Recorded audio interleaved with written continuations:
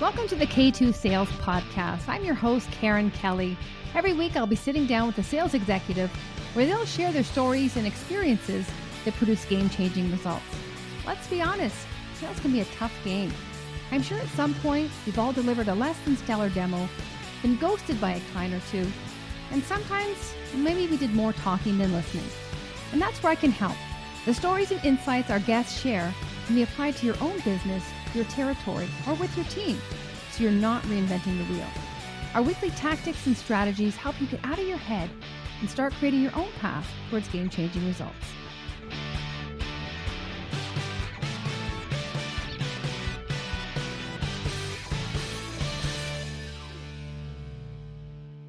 Welcome back to the K2 Sales Podcast. I'm your host, Karen Kelly. For those new, welcome. And for those returning, welcome back.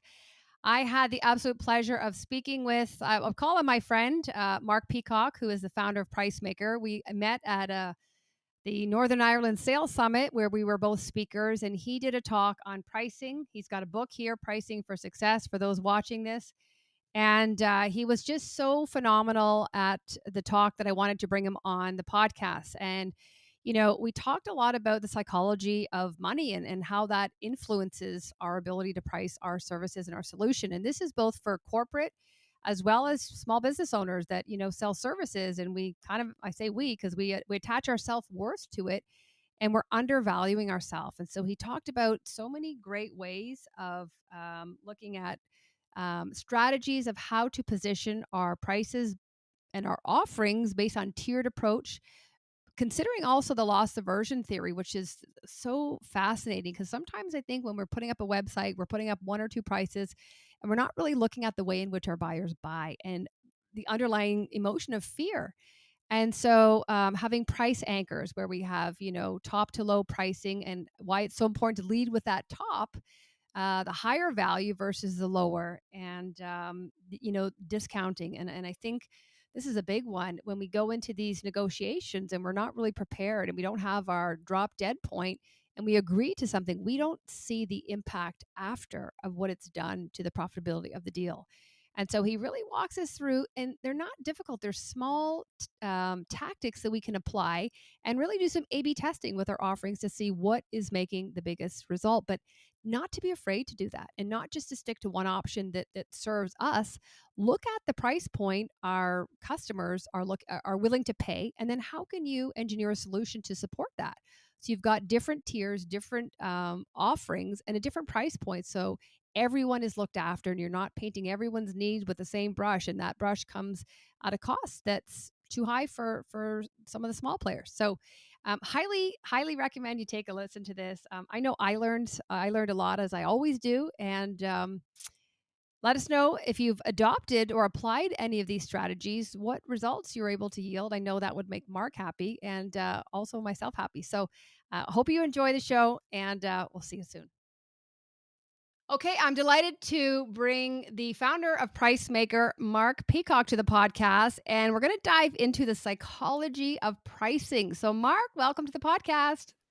Hi, Karen. Thanks very much. Thanks for having me here. Looking forward to having a good old chat about my favorite subject of pricing. Yeah, me too. And I don't know how many people would say it's their favorite, but I think it's the bane of their existence because I don't know. It's a tough topic, but there's a lot of benefit and value if you can get your pricing strategies right. So I know you're going to help our listeners out here. So just to begin, Mark, why don't you give us a little bit of background about what I guess you spent, I think it was 25 years in corporate. So what made you say, okay, I'm done. I'm going to now take maybe a not so sexy avenue into pricing and do what you do now with Pricemaker. Yeah, so I had a great time in corporate life mostly. So I worked in all sorts of different roles in marketing and product management, running sales teams and running business units and managing P&Ls and large teams. And price always played a part in what I did in that time. So when I decided to leave 6 years ago, because I fell out of love with corporate, as many people do, and wanted to work for myself. And then it took me a while to work out where I was going to focus. And then I had my eureka moment. I literally jumped out of the bath and pricing.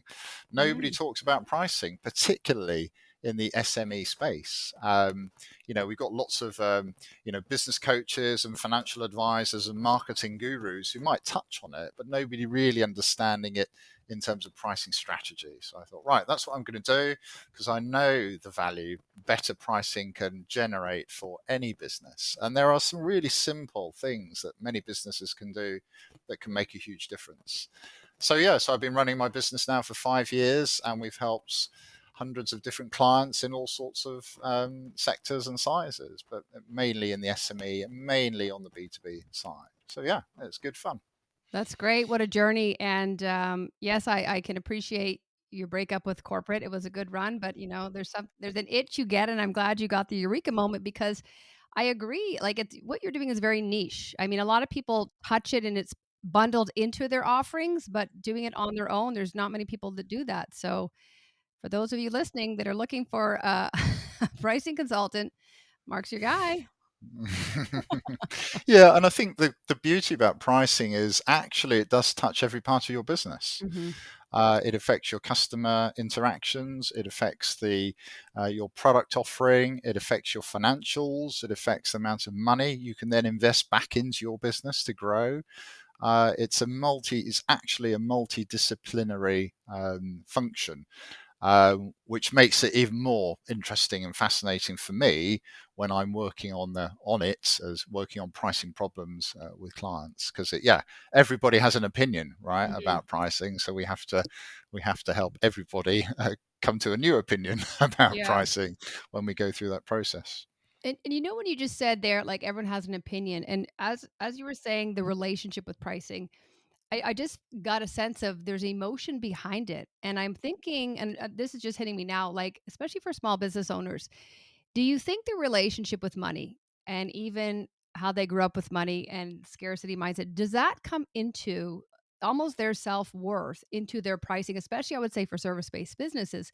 But do you see them undervaluing, like, offering very low prices because, and it's maybe subconscious, but this is how they grew up, this is how they were raised, and they really don't know any better? Totally. And I think for solopreneurs, freelancers, coaches, consultants, trainers, anybody in that space, particularly when they're just starting out in the early days, Mhm. they might be brilliant at what they do, and people might hugely respect and value the outcome of the service that they provide. Yet they price them, they look at the market and they think, well, because I'm new in this Mhm. space, I'm going to start at the low end of the price scale and eventually I'll work my way up. So I might start out charging $100 an hour, $100 a day, or whatever the number is. And I might get up to $1,000 a day eventually. And I think that's totally the wrong thing to do and the wrong place to start. My advice to people in those early days is to start your pricing as high as you possibly dare, and then work out what you need to do in terms of your brand, your marketing, your sales, your reputation to support and justify that price. And if you find you've overshot it, well, then you can bring it down a little. But you'll be in a much better place in terms of the Mhm. quality and caliber of the clients you attract, the margins and the profit you make, even if it's on low volumes. Mhm. But yeah, totally. Feelings of self worth, how we've been brought up, our relationship with money, all of those will intimidate, I think, somebody from making better, smarter decisions on price. And the other way I often suggest to people if they say to, I don't have the confidence to communicate that I'm charging £500 a day or whatever, is try and separate yourself from the product. Yes. Say, well, that's you, but what you're selling is a product offering, a service. And Mhm. that's the thing that has the price. But then not forgetting, of course, that the reason the client is potentially paying you is they're buying the whole you. And that includes all of your previous experience, Yeah. your 20 plus years in corporate life, all of your experiences to date contribute to your value, Mhm. not just the fact that you've been, on the block for 6 months. Mhm. So don't forget that either. So yeah, lots to unpack for people at that stage of their business. I think, Yeah. Karen. No, I think that's huge, and that high to low. And there's a girl in Women's Sales Pro at the group I belong to. And she always says, "Double it and and add 20%." And she said, "You'll probably be where you should be." But I like that because I think, Mark, the perception is if I start really high, like, I can't come down, and I agree with you saying you can come down a bit, but what I see is people and it's happened to me too when someone's like, and I'll say, "What's the best you can do?" And they come down like 70%, and you realize how much padding they had in there, and I'm like, "That's just greed, like, I'm out." So I think it's worthy of mentioning, like, you can come down, but, like, you're not gonna cut it in half, it shows where you are at Great point. and, Yeah. Yeah, um come down a little, but maybe 10%, something like that. That's what I meant, rather than yeah, halving it or 70% reduction. That's right. no use to you at all because it destroys the perceived value that you Yeah. will have created by quoting a high price. Yeah, And I think that's where the scarcity comes from, but if we look at it through the lens of our customers and say, like, "This is what they were able to do, results, the outcomes as a result of working with me." So, definitely, I agree with you saying, like, don't remove you from it and remove that emotional connection, but also look at it from their lens, and I always say, if one person bought at that price, go for it, you know? Like, I remember when I started, I was playing around seeing where is my sweet spot, and then I'd go for the big, Fortune 500s, and I'm like, they took it, and I'm like, well, let's go. And you just realize, and I did experience that moment. You're kind of like, hit send, and you're like, what did I just do? And then they come back right away and like, sure, and we'll pay you, and it's so automated, and you realize, God, I was playing small. So if we can just empower people to not have to wait for that and do it proactively. yeah, yeah. We'll probably come on to this as we talk, Karen, but there's a simple technique that can help you get around that, which involves moving away from quoting day rates and hourly rates and moving to package pricing with different levels.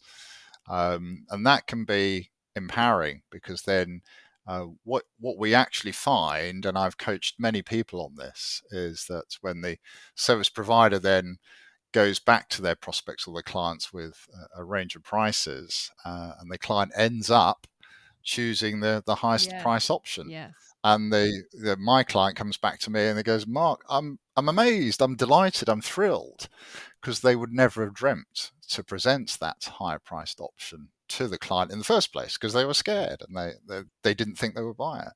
So there are some simple ways to get around those fears, those blockers that stop people taking those kind of actions. And I love that. And so what is the psychology that's actually going on there when is it that you're giving them control, you're giving them options? Like what actually happened there? Just so we can all understand it. It made them buy because again, we're relying on the customer to do something, but we're not willing to lead with it. So what's going on there? So there's a couple of things. I think the first thing is absolutely is about giving the customer agency and control Mhm, over the buying decision. mhm, So, for example, if you have one price for whatever it is you do, whether it's a day rate, an hourly rate, or a fee for a project or an engagement, and let's just say it's $1,000, and if you say, well, these are all the things that we can do for you, Mr. or Mrs. Prospect, and the fee is $1,000, it's a take it or leave it price, mhm. right? The buyer either likes it or they don't. They're probably judging it against other reference prices they have in their head, which could be similar providers to you. It could be an internal budget that they've got, or it could be a previous buying experience. So, what you can do to influence your chances of success is you've got to get into the habit of presenting choices, and you can do that by presenting options. And the best way to do that is minimum two, preferably three, a high, medium, and a low priced option, so that the buyer now sees, okay, well, I've got a choice to make here. So rather than the decision being in the buyer's minds, am I going to work with you, yes or no? The decision becomes, if I do work with you, which option might Mhm. I buy at a price I'm willing to pay? So they have complete control over the buying decision. We're not trying to force them down one track or another. We're not trying to influence, unless they ask us, which option is best for me. And what you find, here's the second part of it. So the first part is about um, uh, giving people choice in the buying decision. The second part is about the psychology of pricing, and we are all influenced by this, whether we like to believe it or not. And it's this idea. One of the ideas is a thing called price anchors. So if you present to a buyer 3 priced options, and let's say you've got a high priced package at $5,000, a mid priced package at $2,000, and a entry price package at $1,000, and you communicate them in that order, for most people, the price of the highest package is going to be too expensive. So for most people, the decision is now between the $2,000 and the $1,000 package. But the high price, the premium package has set a high price anchor against which they then judge the value of the cheaper options.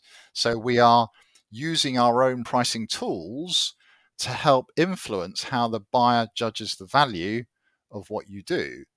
So what you find is two things. So A, when you present your pricing like that, A, you tend to convert more because you've given them more choice. B, you tend to convert more at a higher price because it's more likely now that they'll pick. Well, you know the story, right? If you present somebody with 3 options, which one do most people pick? They pick the middle one, right? Yeah. Because it's the least risky. And they can't afford the most expensive and they don't want the cheapest. Whereas if you'd just gone out to market and said it's £1,000, and they said, what else have you got? And I said, well, I've got a £2,000 package as well. You've lost already. If you say, well, there's 3, 5, 2, and 1, more people are more likely to pick the middle option more of the time. So your win rate should increase and your average contract value should increase as well. So it's not difficult, right? But you've just got to shift how you think about your pricing and packaging and moving to this kind of tiered approach, this way of presenting options. I think it's great. You're giving me ideas for my own business, Mark. Brilliant. Great. But think about, our own consumer behaviors. And for me, it's all about comparables. It's like $1,000, but against what? Like that could be really great. Like some people like that's a lot of money, but I'm like, for what? Like or compared to what? So one thing here, when you say the 5,000, the 2,000, the 1,000, do you also recommend some kind of chart that shows you what you're getting so they do a comparable, or does that bring it too micro?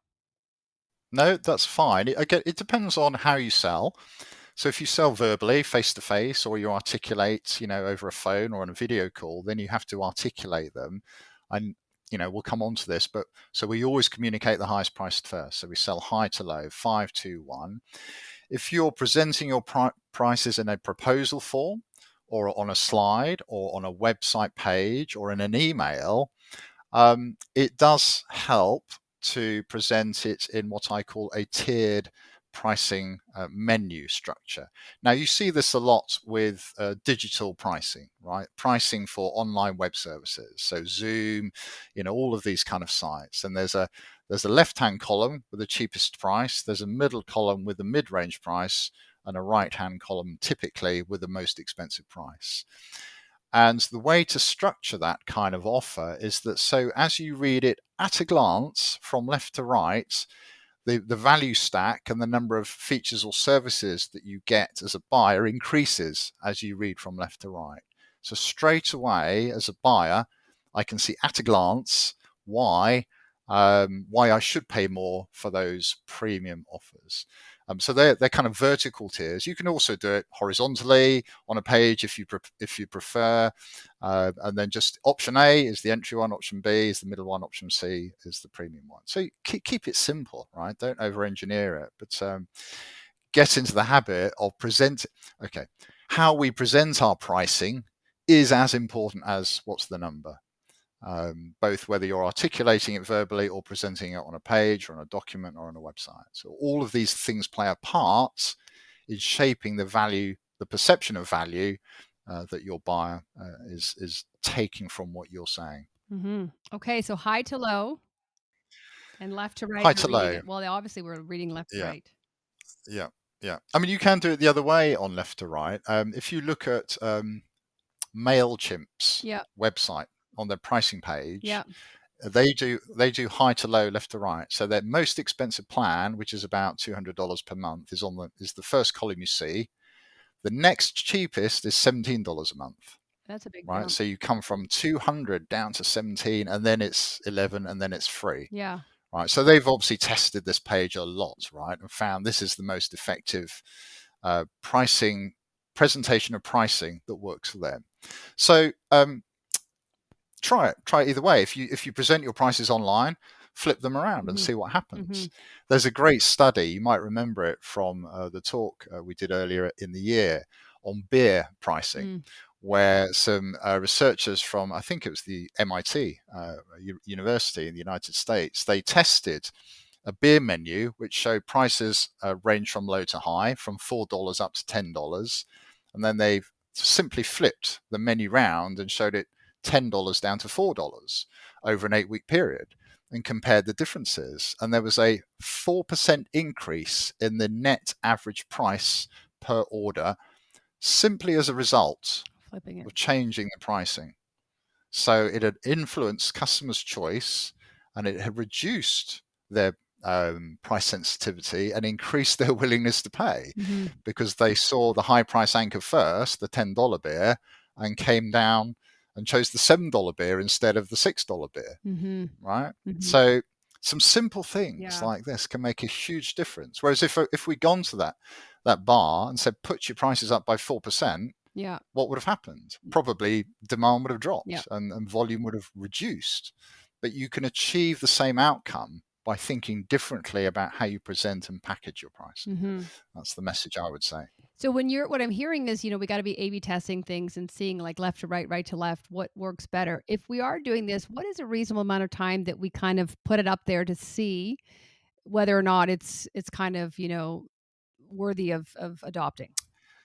Yeah, it depends a lot on the number of visitors to your website, your audience size, traffic levels, etc. If you have high volumes of traffic to a website, probably 1 to 2 weeks Okay. of different A/B testing, different pricing pages would be sufficient. If you have lower volumes, maybe a month on of one approach, a month on of another Mm-hmm. approach. So use your judgment there, I would say, and you've got to be mindful that there are other variables impacting demand. Time of year, seasonality, flavor of the month, whatever it is. So just be mindful of that. But I think the obvious next step from that is don't stop experimenting, Mm-hmm. right? Don't just settle on one pricing model and said, oh yeah, that worked when we ran a test last year, Mm-hmm. so we're just going to stick with that. Just Yeah. keep testing new ideas all the time. Yeah. No, everything's got a saturation expiry point. You mentioned, Mark, how we present pricing. Can you give us some best practices? Maybe it's different, or maybe you could split apart the virtual versus face to face. But like, is it, so say it's 1,000, do you then use a storytelling? So imagine, you're buying a coffee, or this is, like your coffee every day a week for, a month, or like, what is that where you can make it tangible? Because even I think about now, like in interest rates, and people are, or even jobs, better example, people are jumping ship for 10 grand. And you're like, okay, so on your paycheck, that's like $18.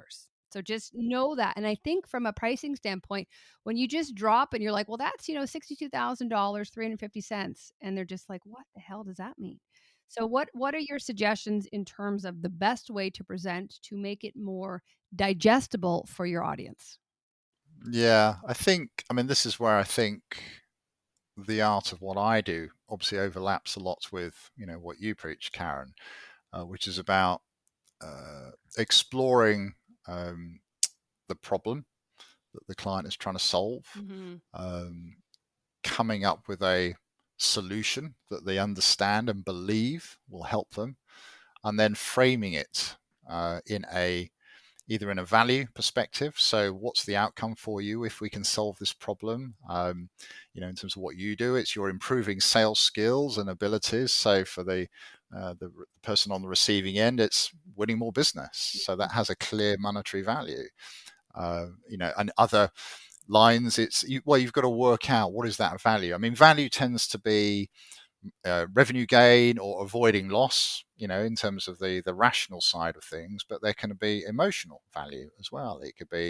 You could be a well-being coach, and your services might help somebody sleep better, Mm-hmm. for example, because it's taken away their anxiety. So the value is all emotional. So it's helping articulate and agree what does that better state look like.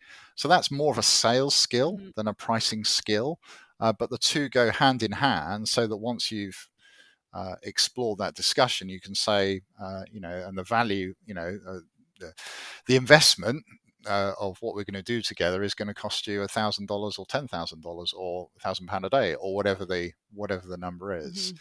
But then you can do it with options, low, medium, and high, Mhm. and it takes away that fear of communicating a price and moves it into a advisory space. Here's what we can do. Here are the options. Mhm. Which one best suits you and best meets your needs? And it Mhm. completely takes away Mhm. that fear of verbalizing a number, which you can also solve by practice and role playing, coaching, and speak.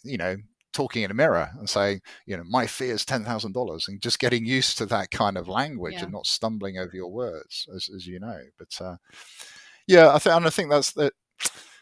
Getting better at pricing requires you to be better at selling Yeah. as well. I think, which you know way more about than I do. Yeah. No, and I agree. And I love that you started in the problem state because if we, so many people that I coach, and they're jumping to the solution and then they're asking for price. And I'm like, but they haven't acknowledged that that problem is them and the root of it and that emotional impact in that before state. Because then when you've got them there in that uncomfortable place, they want to get out.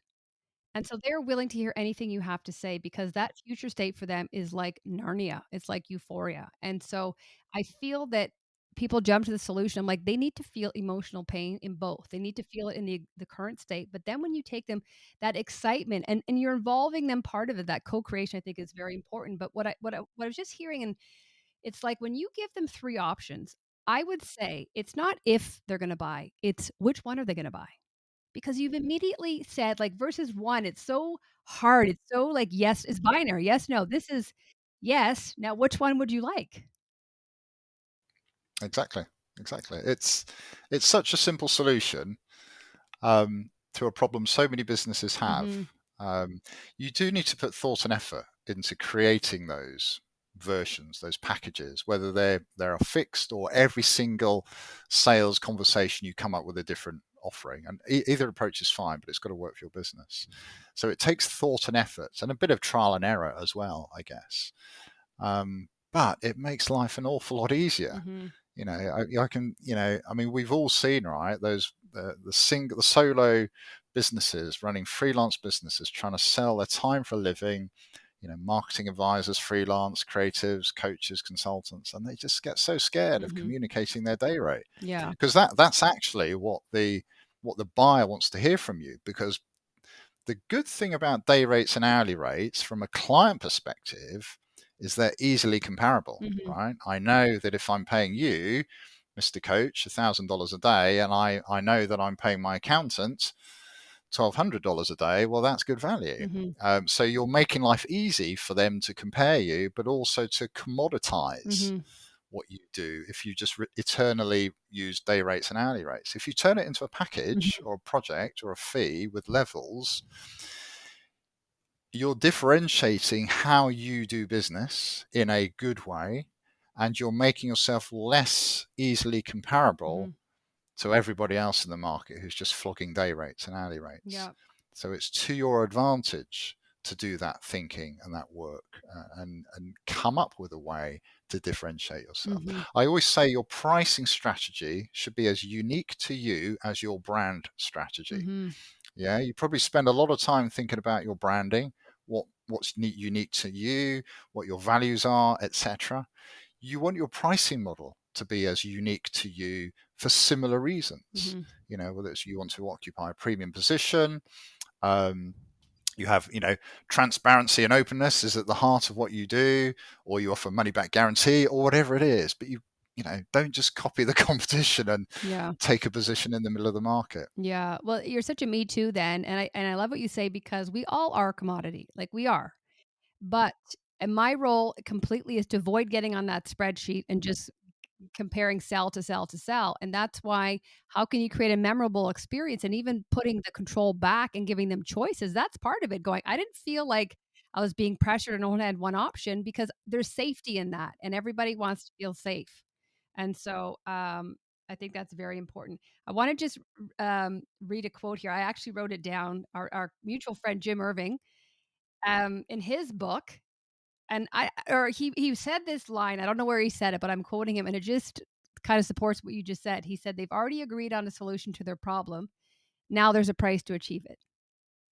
Brilliant. Isn't that so Nice good? one, So, Jim. Jim, this has been on my little wall, but I just think that it's basic, but it's like, yeah, because the big thing is most people haven't agreed on a problem.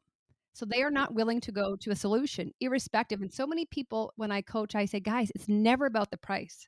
They haven't uncovered the problem, the impact about, and the cost of inactivity. What happens if they don't solve it and you start calculating the size of the problem and your solution is 10 grand, they're losing 200 grand a month. Of course, they're going to buy your solution, but you got to dig deep and really get to that. And then it's not me presenting. They're like, Mark, how much, like, when can you start? They don't even say how much, it's when can you start? Yeah. Yeah. Another tip or idea that I could suggest, Karen, is when thinking about price levels, often, so what we tend to do is we think about our product first, and then we stick a price on it, right? Mhm.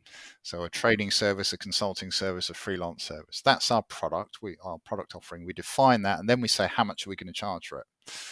You're far better off turning that on its head and saying, well, for our target customers, presumably we understand a bit about what their problems are and why they might engage with us. What kind of price points might they be interested in paying? And you can think about it again in terms of low, medium, high. So you might have a highly price sensitive customer in your market who might be willing to pay $1,500 for whatever it is you do. And then you've got a group in the middle range who might pay between $3,000 to $5,000, and then you've got the higher end customers who might pay $10,000 or more. So now we can then engineer a solution that fits the price point rather than what we normally do, which is design a product or a solution first, stick a price on it second.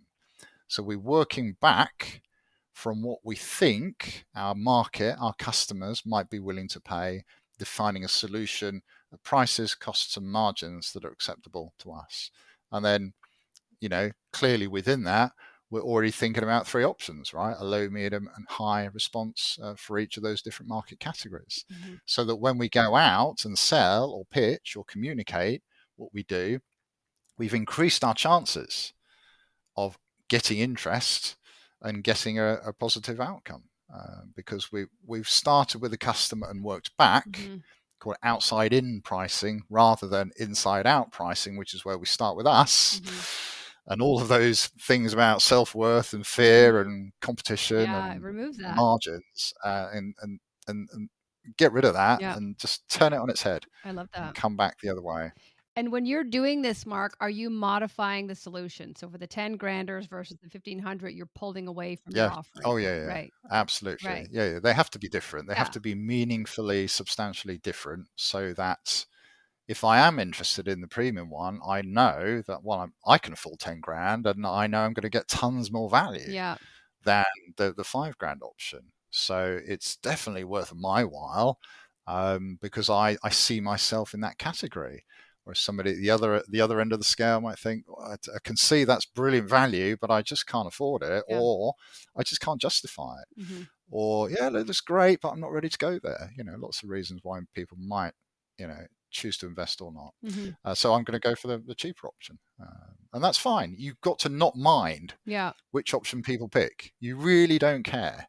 You'd love it if they pick the premium one, of course, but they've got to pick the best solution for them rather than you trying to influence them. Yeah. But then I liked what you said at the conference we were at. Whereas if they're really not sure, Yeah. then at that point you start to move into uh, Yeah.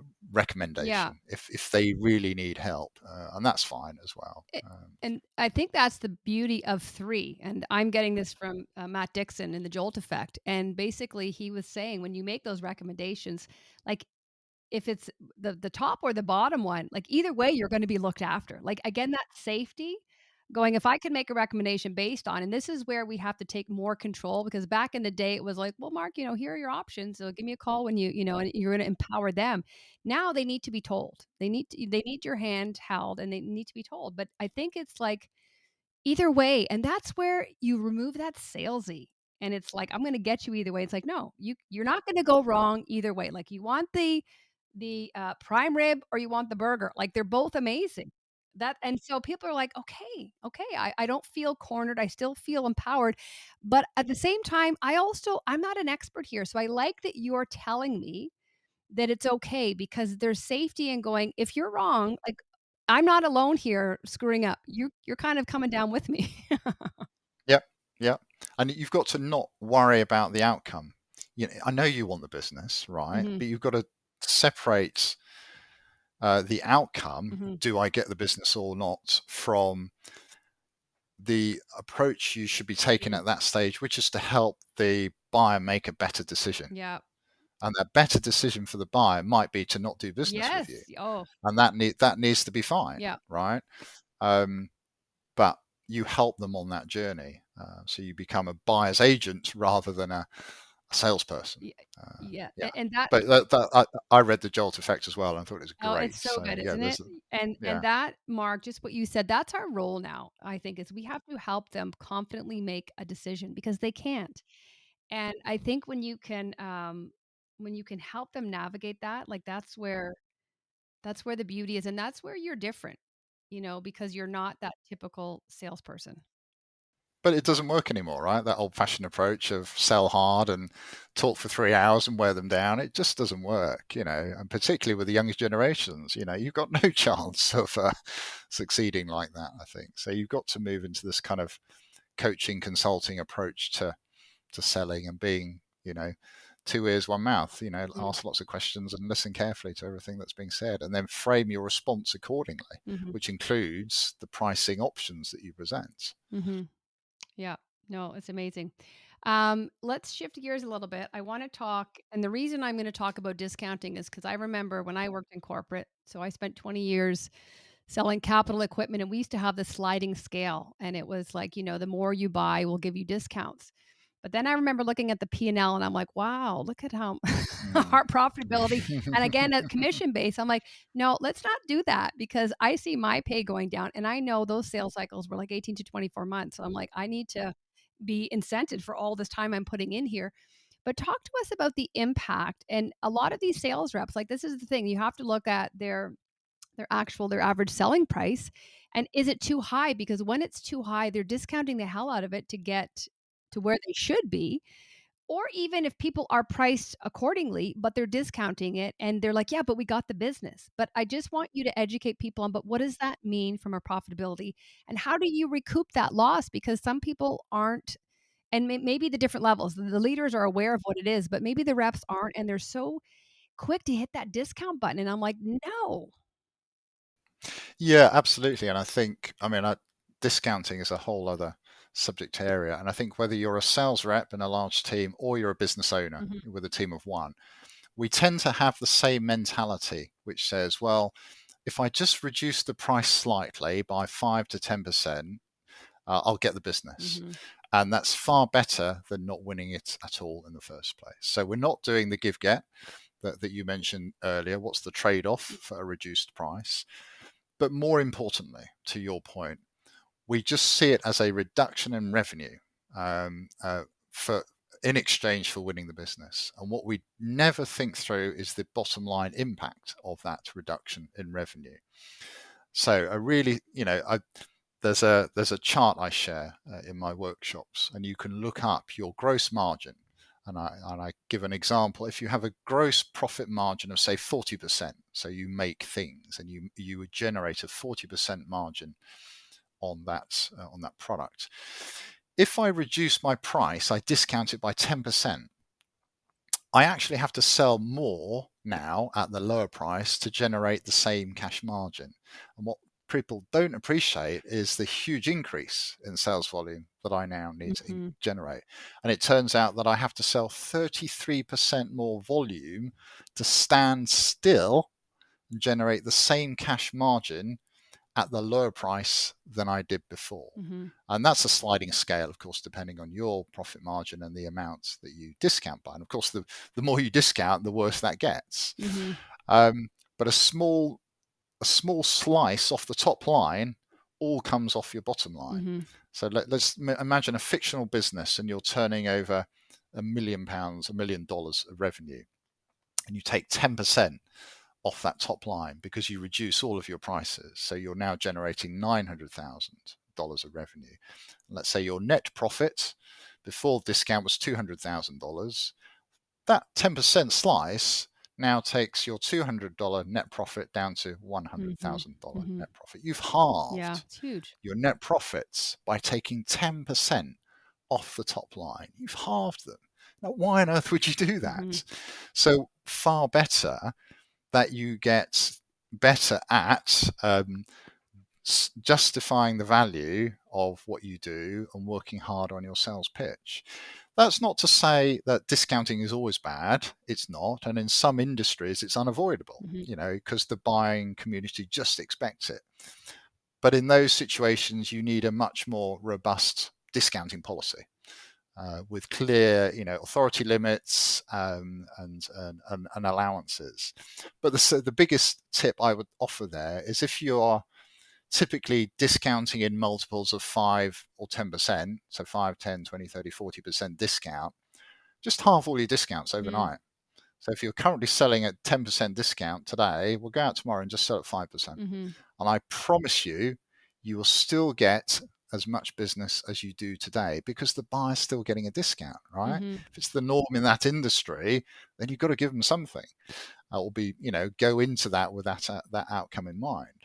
But you've just saved yourself 5% off the top line, which, as we've just established, will save several times that on the bottom Mm-hmm. line. Mm-hmm. So halve your discounts and don't go for the 40% discount Yeah. that, particularly in construction and, merchant industries, they tend to be addicted to, don't they? Mm-hmm. And just pull everything back and see what point the buyers start to squeal, because it's Mm-hmm. all money on the bottom line. I think that's great because even just having the discount shows I'm doing way too much, but also I can recoup some of that profit. Um, what goes on in the buyer's mind, Mark, when they feel like there's a sense of winning, and it depends on the title. I know dealing with procurement, like they're incented on that, right? So like what goes on when they say, I still like, even though I didn't get 10, I got 5% discount.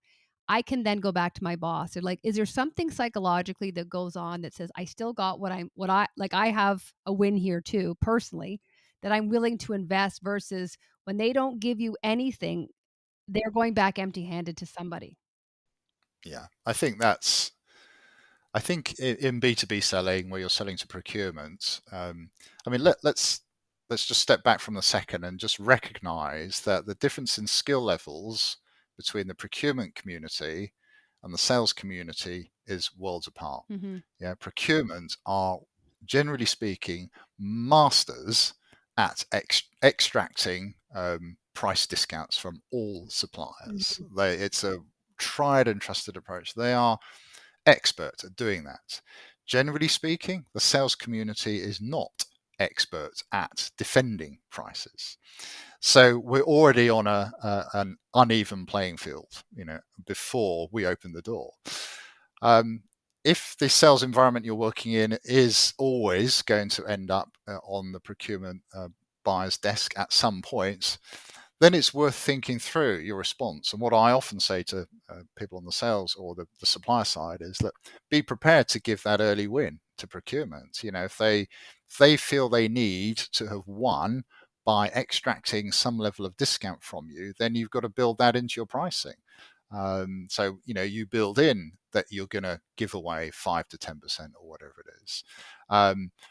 But it's not just that. It's that you try and work through any exchanges of value, so better payment terms, longer contract values, or whatever it is that's important to you. Mm-hmm. But be prepared for that, because I'm not sure so much from the procurement person's point of view it's about the psychology of pricing. It's more about their professional standing Yeah. and their role within the organization. If you flip that to a consumer environment, everybody loves a discount, right? Mhm. I'm saving money. Yeah, If that shirt was $50 last week and it's for $40 this week, woohoo! I I've know. saved 20%. Everyone loves a discount, so we mustn't lose sight of that Yeah. and be open to that outcome for us, Yeah. as long as we've thought it through, and we have prepared our pricing and discounting policy in response. Mhm. And yeah, using our understanding of, what does the buyer want? What outcome do they want? If I'm a consumer, the outcome I want is I want to feel I've saved money. Yeah. Yeah, everyone wants to save money, right? If I'm a procurement buyer, I want to show my boss that I've done a great job and I've saved the organization $100,000 on the bottom line because I've knocked down your rate or Mhm. whatever it is. Yeah. And I think the key there, Mark, like negotiations, you have to be prepared. And so you go in and you need to, like, the one thing is, if I'm going to give you something in the form of a discount, it doesn't necessarily have to be money. It can be like you said, and I think that's where people like it's got to be money. It doesn't. And sometimes it's so small and insignificant for you. If it's an introduction or referral, but to the other person, it's massive. That it's like that in itself. Whether you change duration of contract, number of licenses, that it's like get creative. But the key is when you're in the room and you're around the table and someone says, 20% versus this, and you haven't done the math and you agree, like that's a landmine. And so I just think have everything crunched that that sweet spot and your walkaway point when you say, we cannot do that. And I think people get caught in the moment and they're not prepared and they walk away from a negative ROI deal. Yeah, yeah. Or add more value. We can't reduce the price, but we can give you more as Yeah. part of the package. We can, if it's a Yeah. training type service, Yeah. we can give Throw you in. access to our online Totally. training platform. We can give you more training hours, Yeah. etc. So the price is the price, but we can give you more. Yes. Is that a better value? Is that a better price value ratio for you, for the buyer? So that's another way to think about it.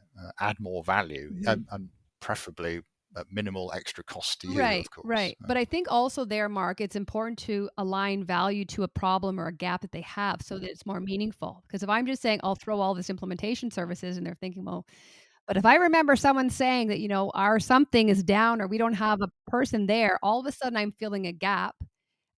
They feel, holy cow, this is a bigger deal. Like they might even have a greater swell in their heart than they did if they actually got money versus now I'm filling a position, I'm looking good, the staff get what they need, and the money the price hasn't changed. Yeah. The other tactic is, if we go back to tiered price options, good, better, best, high, medium, low. If that's your initial presentation of pricing, and the buyer says to you, "Well, look, Karen, we can only afford the $2,000 offering, Mhm, but we really like these extra features you've got in the $5,000 offering. mhm, What can you do?" Great. So now we've opened a positive conversation mhm, opportunity about a slightly different solution. So, okay, fine. Well, we can include online training access, or weekly coaching calls for an extra $500 a month, or mhm, for the package. But you've got past that initial um, negotiation stage, and you're now in solution stage. Or it goes the other way, and it says, well, procurement buyers will say, well, we love what you've got in the premium package, but we're only willing to pay the entry package price. mhm, Well, okay, so now we know, well, where we're both at, and we can start to move closer together in terms of a middle ground. So mhm, it gives you a great, you have to put your cards on the table, right? But it's a great way of putting your cards on your table in a way that opens the door to the next stage of negotiation and discussion mhm, in a positive way for both of you. mhm. Well, you're customizing it for them. Yeah, and then avoiding, bad decisions on discounting. It was is the opposite point I was just trying to add there at the end of that. Mhm, mhm. Um, you in your book, we've never mentioned it, but Pricing for Success. I'm holding it up here for those watching on YouTube. Highly recommend it. You mentioned the 7-step plan for winning more customers at better prices. Is there one or two areas of the seven, or one or two steps that are worthy of mentioning, just to really round out our conversation, that you feel people need to focus on to really improve their psychology and not throw away their money? Yeah, I think, particularly for very small businesses, micro businesses. So a just recognize that fear holds you back from taking action or making better decisions. So recognize that in yourself first. And then find new ways to move past that fear. So try out, high, medium, low package pricing. Start by doing what I mentioned earlier, which is to identify the price points that your buyers might be willing to pay, and then engineer a solution to fit the price point rather than the other way around. Because for me, I think all too often, small businesses, we start with a cost plus margin mentality. Well, it costs me $50 to produce this thing, so I can't sell it for less than $100. And then I know my competitor down the road is selling it for $90. So what am I going to do? Those are important considerations, but it's far better that you start with really understanding the problem or solution that you're providing to your buyer and the value attached to that. So working back from there, so outside in pricing, as I call it, rather than inside out.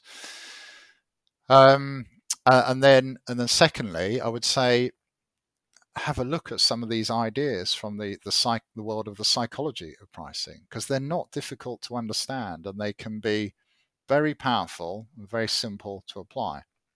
So price anchors. Get into the habit of always using a price anchor in the presentation of your pricing, whether it's a premium option or you're referring to a more expensive provider. Let's say you're a small website designer and you build websites for a living and they typically cost $2,000. You say, well, if you went to one of the big agencies in the city, this is going to cost you at least $10,000, but I can do it for $2,000. So you're introducing price anchors and reference prices into the conversation with the buyer that then helps them to judge your price. And you're doing it in an open and transparent way. It's got to be believable. So psychology of pricing, tiered pricing, loss aversion, the thing we mentioned earlier. So sell your prices high to low. So don't, marketers the world over, and I can say this because I used to be one, love to say our prices start from 99 cents and they go up from there, or from $99 or from whatever. So we tend to communicate the lowest price first in the belief that it's going to attract more people to us. And it can have a positive impact for that reason. But then what you do is you attract lots of people who have a low willingness to pay. And you've anchored their perception of your price at the low end of the scale. So when you actually say, well, the product is actually costs $200, they're like, oh, crikey, that's more than I was expecting. Far better to communicate your prices high to low. So we've got a $500 option, a $200 option, and a $100 option. You explain the differences, and then you say, well, which one of those best meets your needs at a price you're willing to pay, rather than, well, the cheapest thing we can do for you, Mr. Client, today starts at $100. Does that work for you?